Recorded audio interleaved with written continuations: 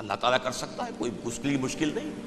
هو علی کل شیء قدیر، اسے ہر شے کی قدرت حاصل ہے. لیکن اصل بات جو ہے میں آپ کو بتانا چاہتا ہوں، یہ ہے سائیڈ ایشو. اصل ایشو ہے فلسطین کا جو شروع ہونے والا ہے. بھٹی دہکے گی وہاں.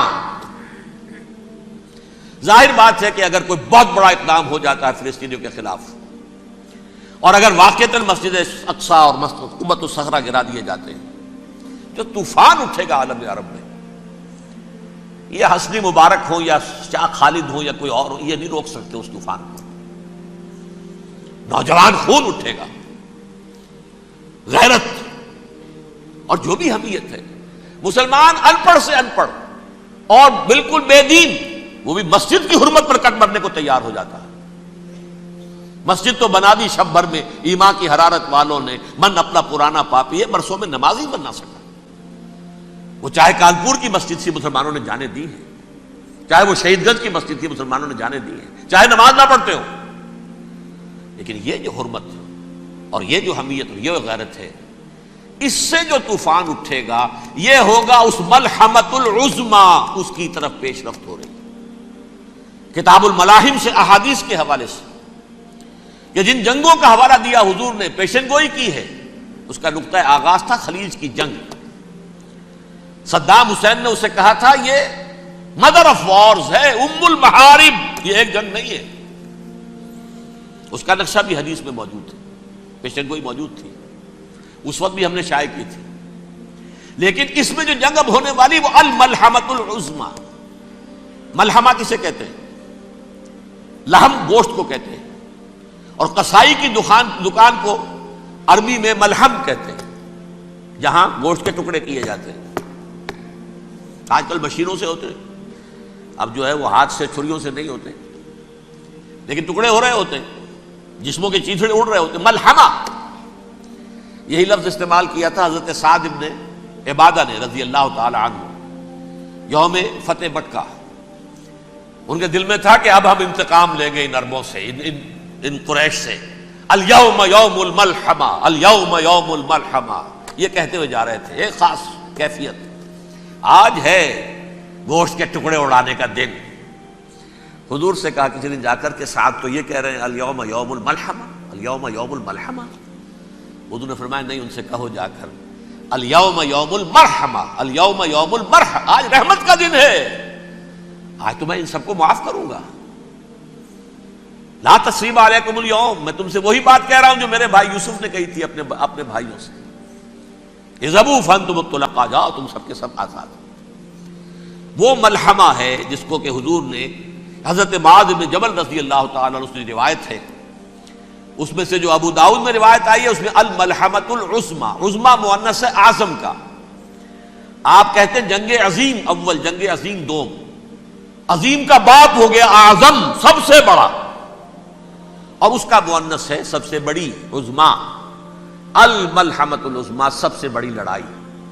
میرے نزدیک یہ وار کے معنی میں نہیں ہے، بیٹل کے معنی میں. انگریزی میں یہ دو لفظ علیحدہ ہیں، وار، بیٹل.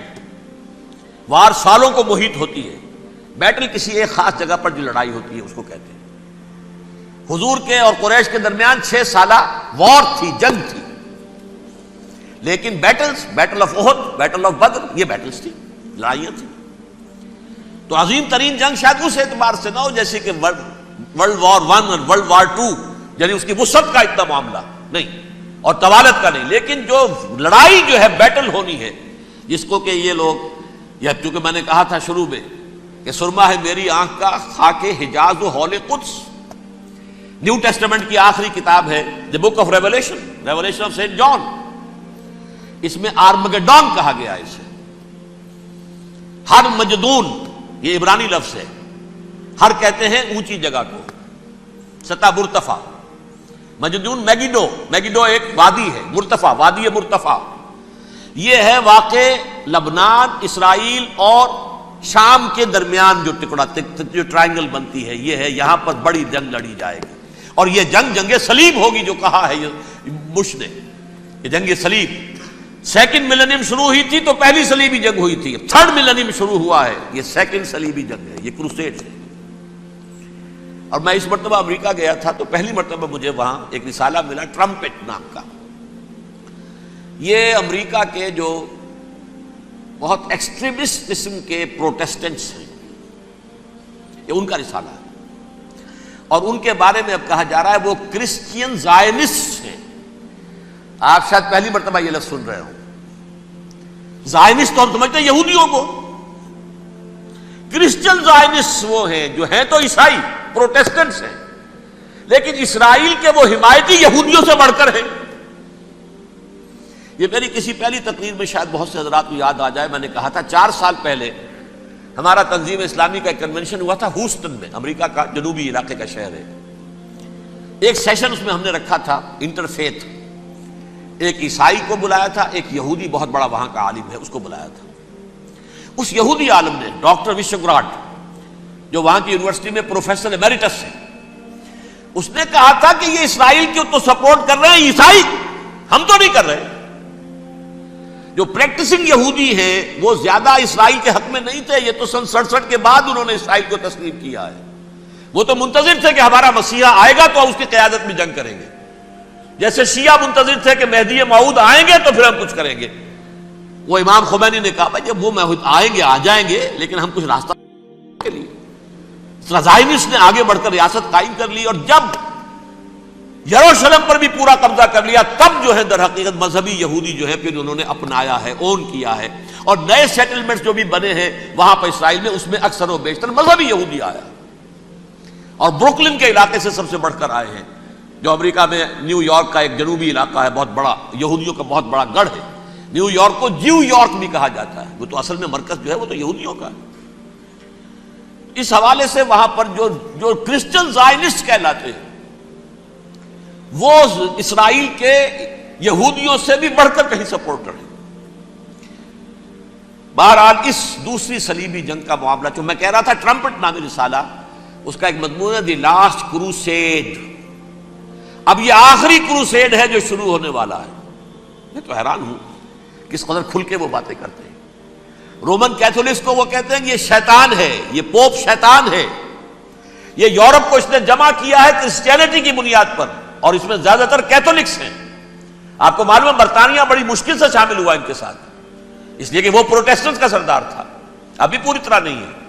یورپ جو ہے وہ رومن امپائر دوبارہ یہ کھڑی کر رہا ہے، اور در حقیقت یہ جو ہے یہودیوں سے بھی چھیننا چاہتے ہیں اسرائیل کو اور فلسطین کو اور مسلمانوں سے بھی، اور یہ وہی کروسیڈ جو تھے اربن ثانی کے اس کی تیاری کر رہے ہیں تاکہ وہاں پر عیسائی حکومت قائم ہو جائے، کیتھولکس کی پوپ کی حکومت قائم ہو جائے، جیسے ایسٹ تیمور میں کر دی ہے. ایسٹ تیمور میں کون سی حکومت بنی ہے؟ Roman Catholic.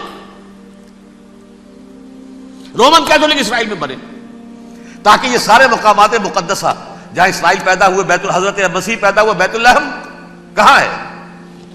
وہی ہے کہ نہیں؟ جہاں سے ریزریکشن ہوا ان کے خیال میں وہ کہاں ہے؟ وہیں پر ہے کہ نہیں؟ بڑے بڑے گرجے ان کے وہی ہیں.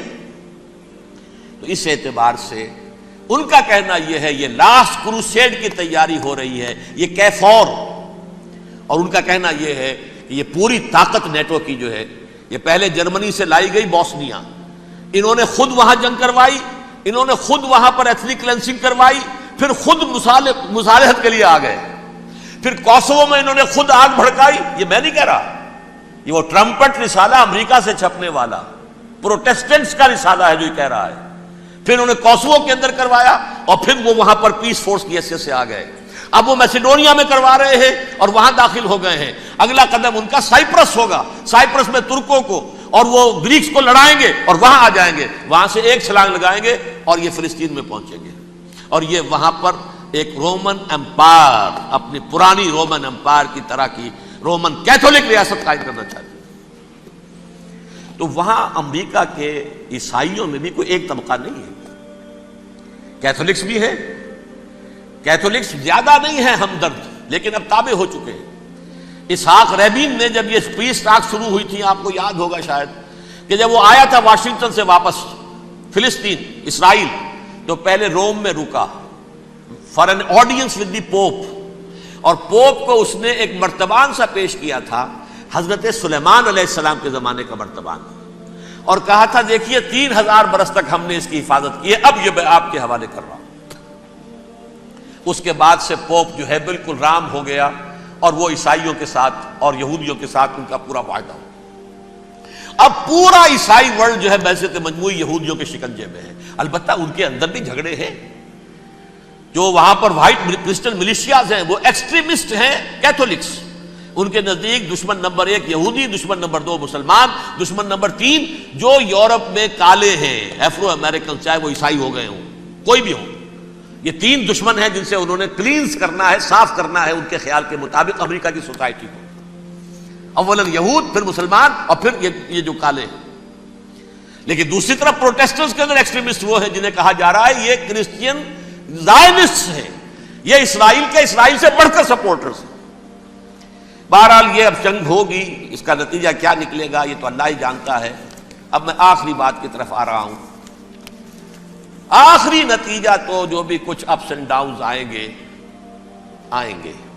تلک الایام نداولھا بین الناس، آخری نتیجہ ڈراپ سین وہ یہ ہوگا کہ اللہ کے دین کا بول بالا ہوگا اور پوری دنیا پر محمد کے لائے ہوئے دین صلی اللہ علیہ وسلم کی حکومت قائم ہوگی۔ وہ گویا قیامت کی تمہید ہوگی، اس کے بعد بس قیامت آئے گی، کیونکہ مقصد کائنات، تخلیق کائنات پورا ہو جائے گا۔ پوری مخلوقات کے اندر مقصد تخلیق، کلائمیکس آف کریشن محمد الرسول اللہ صلی اللہ علیہ وسلم، دین کی تکمیل محمد الرسول اللہ صلی اللہ علیہ وسلم۔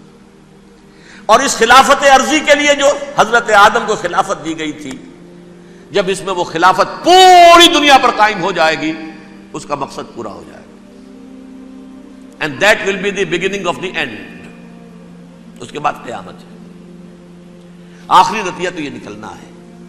اس سے پہلے سزائیں ہمیں بھی مل رہی ہیں، اور یہاں میں کانٹے کی بات جو چھوڑ گیا تھا اس کو بیان کر دوں۔ اللہ نے اس مغضوب علیہم قوم کو، اس ملعون قوم کو کیوں اب تک چھوٹ دیے رکھی؟ میں بتا چکا ہوں یہ بڑے عذاب کے مستحق ہو چکے تھے حضرت عیسیٰ علیہ السلام کے زمانے میں، چھوٹ دی ہے ابھی تک ہے، بلکہ ایک مرتبہ ابھارا ہے، 1900 برس کے بعد ابھرے ہیں یہ۔ بالفور ڈیکلریشن 1917، سن 70 عیسوی کے بعد، تقریباً 1900 برس، 1850 برس تو ہے ہی کم سے کم۔ پھر creation of Israel 1948، 1967 extension of Israel, یروشلم پر قبضہ۔ یہ سارا جو ہے کیوں ہے؟ اللہ تعالیٰ اس خیر امت محمد صلی اللہ علیہ وسلم، اس کے بہترین حصے کو سزا ان ملعونوں کے ہاتھوں دے رہا ہے۔ کیوں؟ جو جرم انہوں نے کیا تھا وہی ہم نے کیا۔ انہوں نے اللہ کی کتاب کو پیٹھ کے پیچھے پھینکا، نبذ فریق من الذین اوتوا الکتاب کتاب اللہ وراء ظہورہم، ہم نے اپنی پیٹھوں کے پیچھے پھینکا کہ نہیں؟ کولونیل رول سے آزاد ہوئے، کہیں اسلامی قانون نافذ کیا، کہیں اسلامی نظام قائم کیا؟ تو جو جرم ان کا تھا وہی ہمارا ہے، اور ہم خیر امت ہیں، اور ہمارے میں سے خیر ترین عرب ہیں، ان پر اللہ کا فضل، ان کی مادری زبان میں اللہ کی کتاب موجود ہے۔ پھر انہوں نے اللہ کے دین کو پیٹھ دکھائی۔ جو ملک آزاد ہوا کولونیل رول سے، یا اس نے قبلہ کر لیا اپنا ماسکو کی طرف، یا کر لیا واشنگٹن کی طرف، کسی نے مکے کو قبلہ بنایا، یہ بدترین سزا ہے۔ ویل للعرب من شر قد اقترب۔ اور ترمذی شریف میں تو یہاں تک روایت ہے، من اقتراب الساعۃ ہلاک العرب، قیامت کے قرب کی ایک نشانی یہ بھی ہوگی کہ عرب ہلاک ہو جائیں گے۔ ایک حدیث میں الفاظ آتے ہیں کہ حضور نے جب کہا یہ ہوگا یہ ہوگا یہ ہوگا، یہ بربادی آئے گی، تو کسی زوجہ محترمہ نام میں بھول رہا ہوں، انہوں نے پوچھا کہ عرب اس دن کہاں ہوں گے؟ فرمایا العرب یومئذ قلیل، بہت کم۔ آخری خاتمہ ہونا ہے یہود کا حضرت مسیح علیہ السلام کے ہاتھوں. وہ عذاب جو 2000 برس تک ان سے ٹلا رہا وہ آئے گا، اور ان کے رسول ہی کے ہاتھوں آئے گا. لیکن اس سے پہلے مسلمانوں پر یہ عذاب آ رہا ہے، ہولوکاسٹ کے درجے کا عذاب آ رہا ہے. البتہ ہم پاکستانی اس میں یوں سمجھ لیجئے کہ وہ تو خبریں موجود ہیں احادیث میں، وہاں تو جو ہونا ہے ہونا ہے. اتنے انسان مریں گے کہ ایک پرندہ جو ہے اڑتا چلا جائے گا، وہ نہیں چاہے گا کہ نیچے اترے تو کسی لاش پر اترے، اسے جگہ نہیں ملے گی زمین خالی کر کہیں اتر سکے، تھک ہار کر گرے گا، مرے گا تو بھی لاش کے اوپر گرے گا. یہ الفاظ ہے حضور کے صلی اللہ علیہ وسلم. الملحمۃ العظمیٰ الملحمۃ الکبریٰ، یہ لاسٹ کروسیڈ. ٹرمپٹ اخبار نے، میں اس کا فوٹو اسٹیٹ بھی کبھی آپ کو دکھا دوں، ویسے میرے ساتھ ہے وہ رسالہ ٹرمپٹ. دی لاسٹ کروسیڈ اس کی تیاری ہو رہی ہے. وہ الملحمۃ العظمیٰ اور ملحمۃ الکبریٰ جو ہے وہ آنے والی ہے. ابن ماجہ میں کبریٰ کہا ہے، اکبر کا مؤنث کبریٰ.